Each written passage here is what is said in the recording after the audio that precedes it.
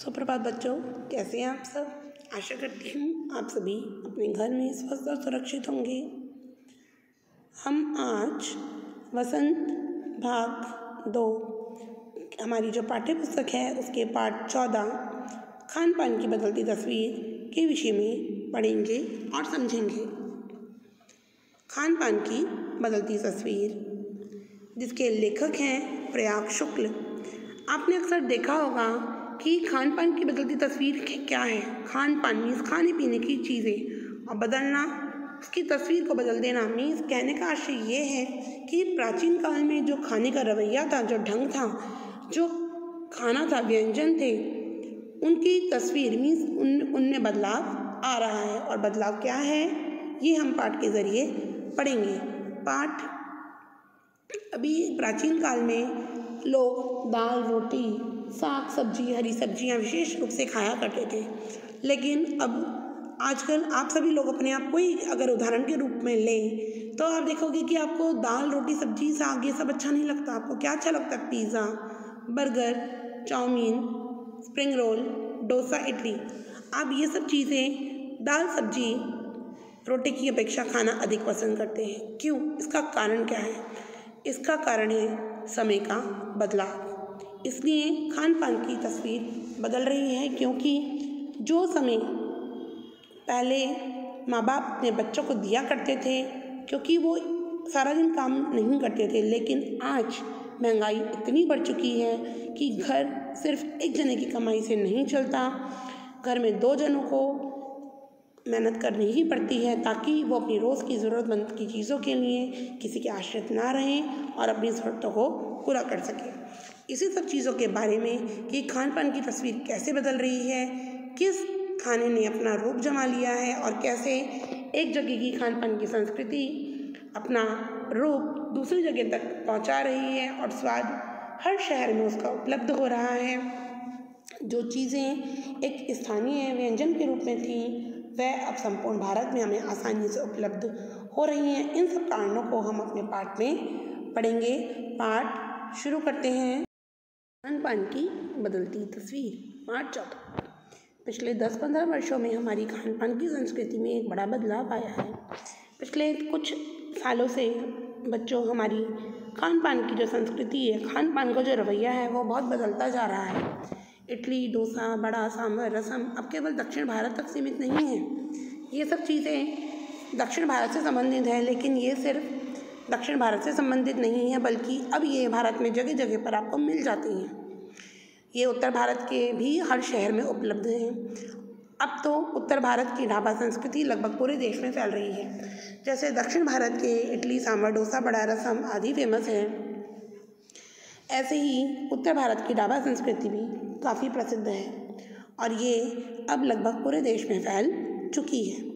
अब आप कहीं भी हो, उत्तर भारतीय रोटी दाल साग आपको मिल ही जाएंगे। फास्ट फूड, तुरंत भोजन, फास्ट फूड को क्या बोलते हैं? तुरंत भोजन का चलन भी बड़े शहरों में खूब बड़ा है। इस फास्ट फूड में बर्गर, नूडल्स जैसी कई चीज़ें शामिल हैं। एक ज़माने में कुछ ही लोगों तक सीमित चाइनीज़ नूडल्स अब संभवतः किसी के लिए अजनबी नहीं रहे।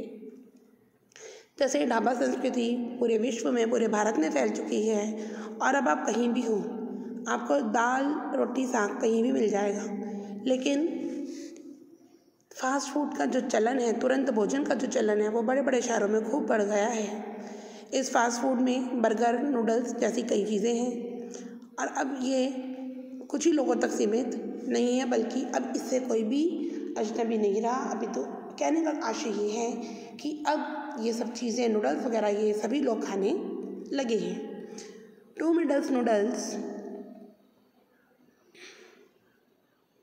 के पैकेट बंद रूप से तो कम से कम बच्चे बूढ़े सभी परिचित हो चुके हैं। इसी तरह नमकीन के कई स्थानीय प्रकार अभी तक भले मौजूद हों, लेकिन आलू चिप्स के कई विज्ञापित रूप तेज़ी से घर घर में अपनी जगह बनाते जा रहे हैं। 2 मिनट्स नूडल्स कैसे आता है? पैकेट में आता है और उस पैकेट बंद रूप से तो कम से कम बच्चे बूढ़े सभी परिचित हैं। सिर्फ बच्चे ही परिचित नहीं हैं, अपितु बड़े बूढ़े भी सभी लोग उन चीज़ों से परिचित हो चुके हैं।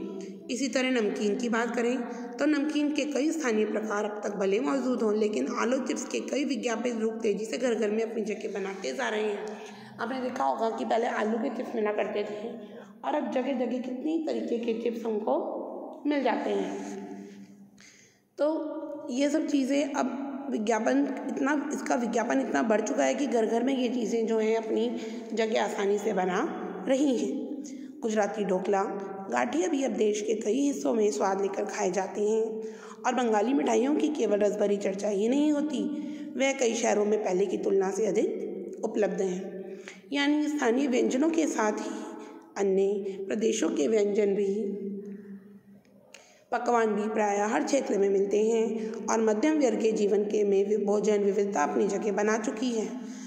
अब गुजराती ढोकले की बात करें, ढोकला कहाँ का प्रसिद्ध है? गुजरात में ही बनता है, वहीं प्रसिद्ध है।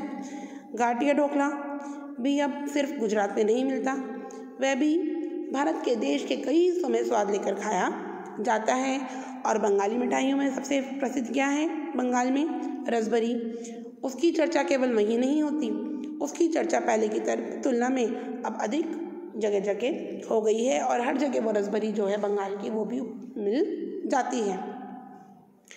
यानी स्थानीय व्यंजनों के साथ ही अब अन्य प्रदेश के व्यंजन पकवान भी हर प्राय क्षेत्र में मिलते हैं। अगर हम स्थानीय व्यंजन की बात करें तो सिर्फ स्थानीय व्यंजन ही प्रसिद्ध नहीं हो रहे हैं, बल्कि अन्य प्रदेशों के व्यंजन पकवान भी अब हर जगह आसानी से आपको मिल जाते हैं और मध्यम वर्गीय जीवन में भोजन विविधता अपनी जगह बना चुकी है। और जगह जगह जो मिडिल क्लास फैमिली के लोग हैं उनके बीच में इन सब तरह तरह के भोजन ने अपनी जगह बना ली है। कुछ चीज़ें और भी हुई हैं, वो क्या है? मसलन अंग्रेज़ी राज तक जो ब्रेड केवल साहबी ठिकानों तक सीमित थी। पहले ब्रेड घरों में नहीं खाई जाती थी, वो केवल अंग्रेज़ लोग ही खाते थे। तो जो अंग्रेज़ी राज के जो लोग थे, जो उनके साहबी ठिकानों तक ही सीमित थी केवल ब्रेड, वे अब कस्बों, शहरों, हर जगह गाँव तक पहुंच चुकी है। आज एक ब्रेड आम बन चुकी है। एक ब्रेड से जो इतनी सारी चीज़ें बनने वाली भी सबके लिए आम है। सब ब्रेड के नाश्ते से वाकिफ़ हैं और अब नाश्ते के रूप में लाखों करोड़ों भारतीयों के घर में आसानी से सेकी और तली जा रही है। ब्रेड से बहुत सारे पकवान बनते हैं, सैंडविच, पकौड़े, बहुत सारी चीज़ें ब्रेड से, पोहा वगैरह बहुत सारी चीज़ें बनती हैं। तो जो ये ब्रेड थी किसी ज़माने में ये साहबी ठिकानों में अंग्रेजी राज तक ही सीमित थी, लेकिन आज ये कस्बों तक पहुंचकर लाखों करोड़ों लोगों के भारतीय घरों में नाश्ते के रूप में सेकी और तली जा रही है और इसी से भी कई प्रकार के व्यंजन बनाए जा रहे हैं। खान पान की इस बदली हुई संस्कृति से सबसे अधिक प्रभावित नई पीढ़ी हुई है। और अगर हम बात करें नई पीढ़ी और पुरानी पीढ़ी में अंतर की, तो पुरानी पीढ़ी तो जैसे थी वो तो फिर भी आज वैसे ही मिलेगी, लेकिन अगर इन सब खान पान के बदलाव से सबसे अधिक प्रभावित हुआ है तो वो कौन हुआ है? वो हमारी नई संस्कृति, मीन्स नए ज़माने के लोग, जो पहले के स्थानीय व्यंजनों के बारे में बहुत कम जानती हैं। और आज जो बच्चे हैं, आप जैसे जो बच्चे हैं, वो पुरानी खान पान की संस्कृति के विषय में इतना नहीं जानते जितना आजकल अब ये नूडल्स, चाउमीन, बर्गर, ब्रेड, इन सब चीज़ों से बनी चीज़ों के बारे में आप लोग जानते हैं। पर कई नए व्यंजन के बारे में बहुत कुछ जानते हैं। स्थानीय व्यंजन भी तो अब घटकर कुछ ही चीज़ों तक सीमित रह गए हैं। बम्बई की पाव भाजी और दिल्ली के छोले कुलचों की दुनिया पहले की तुलना में बड़ी ज़रूर है, पर अन्य स्थानीय व्यंजनों की दुनिया में छोटी हुई है। अब हम स्थानीय व्यंजन जो थे अब घटकर कुछ ही चीज़ों तक सीमित रह गए कि जहाँ पर जो चीज़ मिलती थी, जिस जगह जो चीज़ मिलती थी, वहाँ पर अब उन चीज़ों की जगह और चीज़ों ने भी ले ली है। तो वहाँ पर दो तीन चीज़ें ना रहकर और जगह की जो संस्कृति थी खान पान की वो भी आ चुकी है। तो वहाँ पर कि जो उस जगह का जो खान पान था वो भी अब कम हो गया है, क्योंकि उसकी जगह अब और चीज़ों ने ले ली है। अब देखो, बम्बई की पाव भाजी और दिल्ली के छोले कुलचे सिर्फ दिल्ली या बम्बई में ही नहीं मिलते, वो पहले की तुलना में बहुत दूर दूर तक हर शहर में मिल जाते हैं। स्थानीय व्यंजनों की दुनिया में बहुत छोटी है। जानकर ये भी बताते हैं कि मथुरा के पेड़े जो प्रसिद्ध थे और आगरा के पेठे नमकीन जो थे, अब वह बात कहाँ रही, क्योंकि अब ये आमतौर पर आप देखते हैं बाज़ार जाते हैं अपने पेरेंट्स के साथ, तो पेड़े और ये पेठा नमकीन तो हर जगह मिलने लगी है। तो अब कोई ऐसी खास बात नहीं है कि ये सब चीज़ें उस जगह विशेष की ही रह गई हैं, क्योंकि अब ये सब चीज़ें समस्त भारत में जगह जगह पर उपलब्ध आसानी से हो जाती हैं। और इसी कारण की जो चीज़ें बची हुई हैं उनकी गुणवत्ता में भी, उनकी गुण में भी, मीन्स उनकी बनावट में भी फ़र्क अब आ गया है। फिर मौसम और ऋतुओं के अनुसार फलों खाद्यान्नों से जो व्यंजन और पकवान बना करते थे, उन्हें बनाने की फुर्सत भी अब कितने लोगों में को रह गई है। पहले ऋतुओं और मौसम के अकॉर्डिंग सब फल खाद्यान्न से जो व्यंजन और पकवान बनते थे, उन्हें बनाने की फुर्सत अब किसी के पास नहीं रह गई है, क्योंकि सब लोग इतने बिजी, इतने व्यस्त हो गए हैं अपनी ज़िंदगी में कि किसी को अपने ढंग से, पहले के ज़माने में बच्चों लोग अपने खान पान का बहुत ध्यान रखते थे, बहुत सोच समझ कर खाते थे, हर चीज़ समय से बनती थी। लेकिन अब आज के टाइम में ये सब चीज़ें बहुत बदल गई हैं। ये सब मतलब हर चीज़ बदलती जा रही है, हर चीज़ मौसम और ऋतु के अनुसार नहीं रह गई, किसी के पास इतनी फुर्सत ही नहीं है, सब लोग अपने कामों में इतना व्यस्त रहने लगे हैं। अब गृहिणियों या कामकाजी महिलाओं के लिए खरबूजे के बीज सुखाना, छीलना और फिर उनसे व्यंजन तैयार करना सचमुच दुस्साध्य है। पहले आप अपनी दादी नानी से अगर पूछेंगे तो खरबूजे के बीज को धोकर साफ करके, तरबूज के बीज को साफ करके उनसे विभिन्न प्रकार के व्यंजनों में उनका प्रयोग किया जाता था। लेकिन आज किसी के पास इतनी फुर्सत नहीं है, क्योंकि आज घर की महिलाएं, गृहिणियाँ कामकाज करने लगी हैं, बाहर जाने लगी हैं काम करने के लिए, तो उनके पास आज इन खरबूजों के बीज को सुखाना, छीलना और उनसे बनने वाले विभिन्न प्रकार के व्यंजन बनाना बहुत कठिन काम उनके लिए बन गया है। यानी हम पाते हैं कि एक और तो स्थानीय व्यंजन में कमी आई है और दूसरी ओर वे देसी विदेशी व्यंजन अपनाए जा रहे हैं जिन्हें बनाने पकाने में सुविधा हो।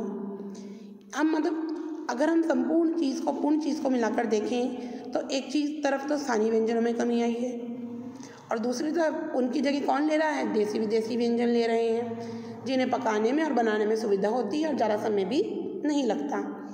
जटिल प्रक्रियाओं वाली चीज़ें तो कभी कभार व्यंजन पुस्तिकाओं के आधार पर भी तैयार की जाती हैं और आजकल सब कुछ यूट्यूब चैनल, बुक्स, नेट से आपको हर चीज़ की रेसिपी मिल जाती है, जिसे बनाने में ज़्यादा टाइम भी नहीं लगता, सामान सारा उपलब्ध हो तो यूट्यूब वगैरह से देख के आजकल कोई भी हर चीज़, बच्चे से बच्चा भी, बड़े से बड़ा और छोटे से छोटा बच्चा भी हर चीज़ बनाने लगा है।